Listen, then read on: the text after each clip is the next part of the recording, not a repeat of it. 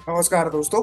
इस ट्यूटोरियल में हम लोग ये सीखने वाले हैं कि किसी फ्लटर एंड्रॉइड ऐप में एक पेज से दूसरे पेज पे नेविगेशन करते वक्त साथ में कुछ डेटा ट्रांसफर भी कैसे करना है। ओके, चलिए कोड देखते हैं। यहाँ पे लिब फोल्डर में हमारे पास दो फाइल्स हैं, एक है मेन डॉट डाट, दूसरी है सेकेंड पेज डॉट डाट। हम लोग मेन फाइल से सेकेंड पेज पे नेविगेट करेंगे और नेविगेट करते करते कुछ डेटा भी ट्रांसफर करेंगे सेकेंड पेज पे। ओके, सबसे पहले मेन फाइल देखते हैं। देखिए यहाँ पे दो इंपोर्ट्स हैं, एक है मटेरियल डॉट डाट वाला इंपोर्ट और दूसरा है सेकंड पेज वाला इंपोर्ट। यहाँ मेन फंक्शन के अंदर हम लोग एक ऐप क्रिएट करते हैं जिसका नाम है माई ऐप। ये माई ऐप क्लास जो एक्सटेंड करता है स्टेटलेस विजेट को। ओके, यहाँ पे हम लोग जो भी चीजें डिजाइन करेंगे उनकी स्टेट आगे जाके हम लोग मॉडिफाई नहीं कर सकते क्योंकि एक स्टेटलेस विजेट है। यहाँ बिल्ड फंक्शन के अंदर हम लोग एक मटेरियल ऐप क्रिएट कर रहे हैं। ओके, उस ऐप का टाइटल, उसकी थीम, उसका होम पेज कौन सा होगा, ये सारी चीजें यहाँ पे कॉन्फ़िगर कर रहे हैं।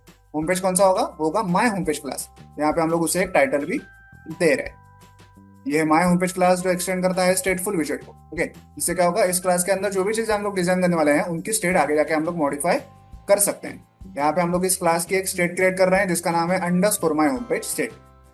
ये underscore my home page state class, इस क्लास में हमारा सारा यूआई हम लोग क्रिएट करें। अब यहाँ पे हम लोग क्या क्या कर रहे हैं देखिए।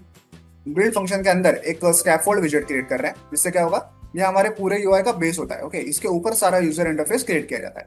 तो स्कैफोल्ड विजेट के दो इंपॉर्टेंट एट्रीब्यूट्स होते हैं, एक है एपर एट्रीब्यूट, एक है बॉडी एट्रीब्यूट। एपर एट्रीब्यूट में हम हमारे ऐप का टूल बार क्रिएट करते हैं। यहाँ पे एक ऐप बार विजेट का यूज होता है जिससे कि एक टूल बार क्रिएट किया जाता है।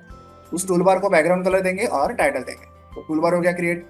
देन बॉडी एट्रीब्यूट में क्या होगा, एक सेंटर विजेट है। इससे क्या होगा, इस विजेट के अंदर जो भी चीजें हम लोग डिजाइन करने वाले हैं वो स्क्रीन के एकदम सेंटर में आ जाएंगे। तो यहाँ पे हम लोग क्या करने वाले हैं यूज, देखिए सेंटर विजेट का चाइल्ड क्या है, वो है एक एलिवेटेड बटन। तो स्क्रीन के बीचों बीच एक बटन होगा, बटन के ऊपर ये टेक्स्ट होगा, गो टू सेकंड पेज। अब जब इस बटन को क्लिक किया जाएगा तब ये ऑन प्रेस फंक्शन कॉल का है। ओके, ये है वो ऑन प्रेस फंक्शन।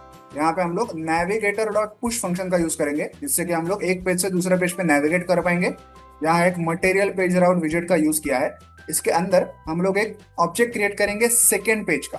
ओके, ये जो क्लास है ना, इसके अंदर ये जो फाइल है ना, इसके अंदर सेकेंड पेज नाम का एक क्लास है।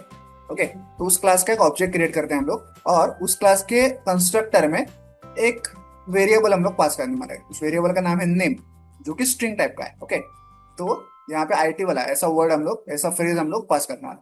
तो आईटी वाला शब्द जो है, दो शब्द, ये मेन पेज से सेकंड पेज पे ट्रांसफर किए जाएंगे। ओके, तो ऐसे हम लोग मेन पेज से सेकंड पेज पे नेविगेट करेंगे और नेविगेट करते करते कुछ डेटा भी साथ में पास करेंगे। ओके, आप इससे ज्यादा डेटा भी चाहें तो पास कर सकते हैं, सिर्फ आपको यहाँ पे कॉमा देना है, कुछ नया एट्रीब्यूट का नाम लिखना है और उसमें जो भी डेटा आप पास करना चाहें, फिर वो स्ट्रिंग टाइप का हो, इंटीजर हो, फ्लोटिंग हो, बुलियन हो, कोई लिस्ट हो, जो भी टाइप का डेटा हो आप यहाँ से पास कर सकते हैं। ठीक है, हम लोग फिलहाल स्ट्रिंग टाइप का डेटा पास कर रहे हैं। अब देखते हैं कि सेकंड पेज में वो डेटा रिसीव कैसे किया जाता है। देखिए यहाँ पे इंपोर्ट है, ये है सेकंड पेज क्लास जो एक्सटेंड करता है स्टेटफुल विजेट को। इससे क्या होगा, इस क्लास के अंदर जो भी चीजें हम लोग डिजाइन करने वाले हैं उनकी स्टेट आगे जाके हम लोग मॉडिफाई कर सकते हैं। इसी क्लास का ऑब्जेक्ट हमने वहां पे क्रिएट किया था मेन पेज के अंदर। यहाँ पे हम लोग इस क्लास के एक स्टेट क्रिएट कर रहे हैं जिसका नाम है अंडरस्कोर सेकंड पेज स्टेट। ये अंडरस्कोर सेकंड पेज स्टेट, यहाँ पे हम लोग इस क्लास का सारा यूआई क्रिएट करेंगे।